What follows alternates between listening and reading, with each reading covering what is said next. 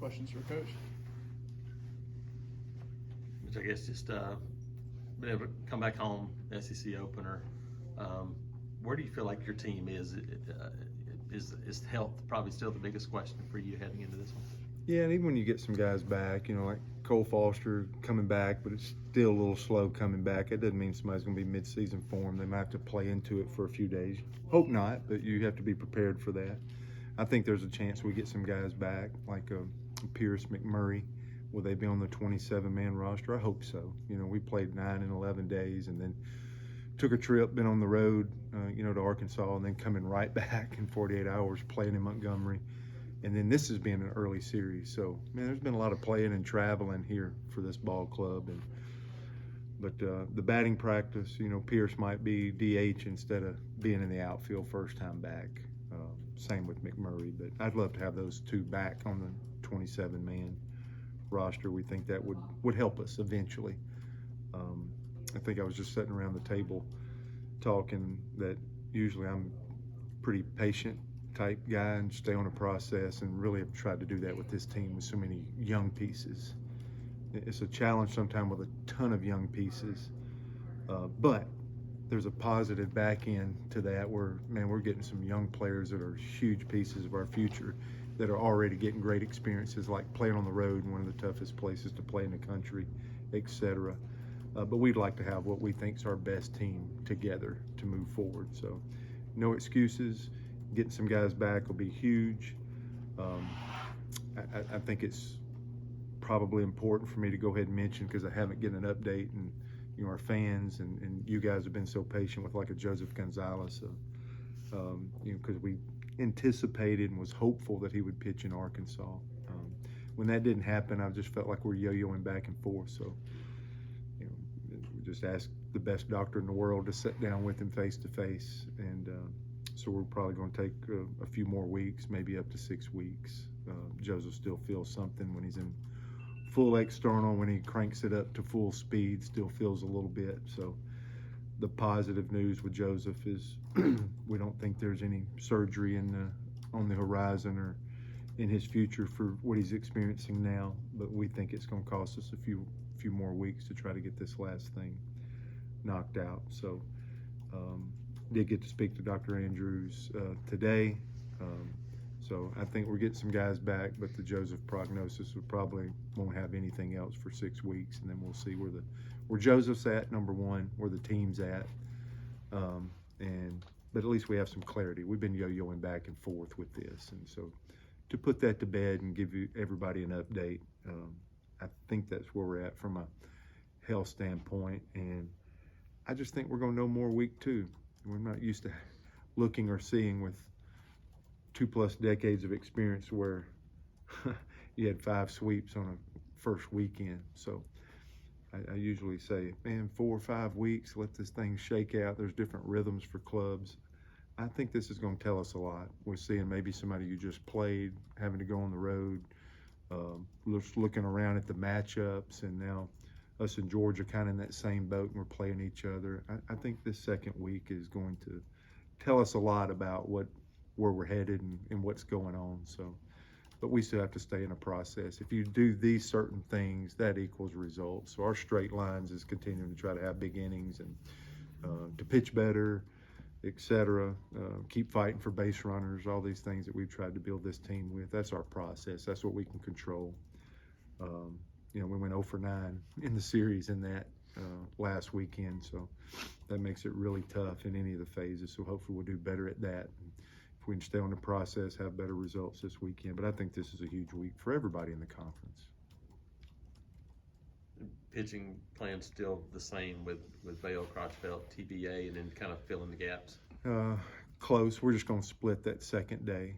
I want Crotchville to stay on. He threw last Saturday. I want him to stay on that as a young pitcher. He wound up powering through. We liked his 3rd and 4th innings. He got set, but he got to full, just over 80 pitches, I think. So we're going to go Vail, TBA, Crotchville for this series and see what we expend in game 1, and maybe just those first 4 or 5 at bats, maybe see who could be potentially the best matchup and get a gut feel for that. So, but it's really, we think Vail is ready to go because he threw 63 pitches. So shorten him a day, we're not as concerned with being a veteran. So we'll get Vail out there. His first 3 innings were really good. Can we carry that through and power through and create a great start like he did against UAB? We'd love to see that.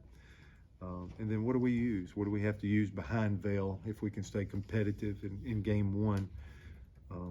We'll figure out and let the dust settle and come up with somebody to get us started on game 2 on Friday, and keep Crotchfeld in that normal cycle, because somebody young like him, give him full recovery, but you're giving him an opportunity to keep practicing and developing between starts. And when you start shorting guys a day, you start losing that for a young pitcher. So I think that's why we're going to put the TBA in the middle instead of at the end. Will Cannon, he threw 2 innings and then 4 innings or more. Are you stretching him out for a purpose, or is that just the way he's pitching well? Just talk about how well he pitched last week. I think pitching well is a good way to start the conversation. It's 3 pitches, change up, a slider, a fastball, so that allows you to flip a lineup more. I just think he's a developing guy. During the little stretch we've had, it's like, all right, you're going to keep a guy that might be one of your 5 best pitchers, and you're going to keep him back there as a closer, but if you can't get to him, then start using them. And I thought that was really good for him to stretch his legs against Arkansas. I'm impressed. I do think he's one of our 5 best pitchers that we have right now. So, and Coach Rock's done a great job with him. Will's done a great job being there ready to go. As a head coach, I got to do a good job. If it's one of our top 5 pitchers, how do I create an opportunity for him to pitch at game time? And like I said, with 3 pitches, and I thought Blake Burkhalter really developed into that. He used a changeup. He used all 3 pitches. There's just the traditional closer in college baseball is just turning into a unicorn. These things are competitive moment guys, and if somebody can give you 3 or 4 innings and they're one of your best guys, we got to find a way to use them. And I think he could start. I think he could be a guy that could start that game. But I got a feeling that we're going to try to find the competitive moment for one of our best pitchers to pitch is probably what I'm thinking in regards to Will Cannon for this weekend. And Gavin Miller, it seems like he's getting more and more playing time. Talk about his progression. Yep, I just think it's going to really benefit our program. Are there moments for him, Stanfield? Yeah, but I think you can see it to where, like, man, these guys are going to be really, really good players, and this is only speeding that process up by the experiences that they're getting right now. So we think he can stand in and have an at-bat, and I think he's slowly proving that. I hope he's gaining some confidence from that. A couple of plays he'd like to have back. We wound up doing defensive replacement last night, but he'll continue to grow in that spot. So I think our coaches are knowing more and more how to use him, and I think he's somebody that we're all high on as an everyday player, and this is only going to help his career and his Auburn career to get all this playing time early. I know it's last night and we're trying to get into this series, but it was imperative, even if it looked rough at the end or whatever, for Drew Nelson and Hayden Murphy to get us into the 7th inning with 2 freshmen to help us set up for our pitching. That was huge.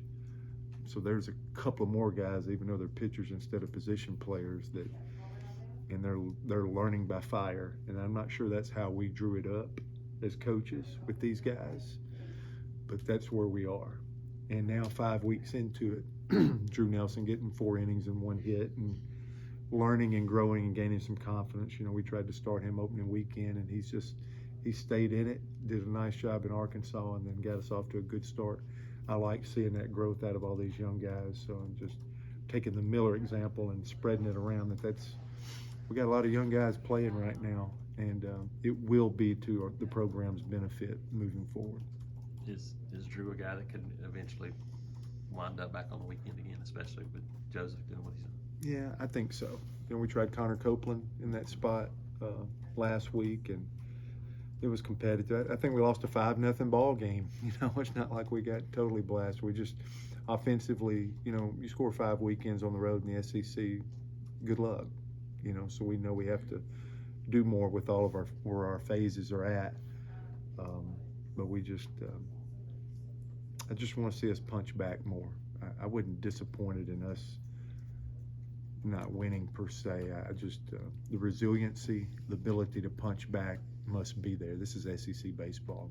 You're going to get punched in the mouth. It's the ability to be able to punch back, and really, as we outlined it, being able to perform and throw punches at game time is critical. So that's a delicate balance there, and that's why I'd like to see another weekend to learn more and see more, and maybe get a better gauge on where we're at.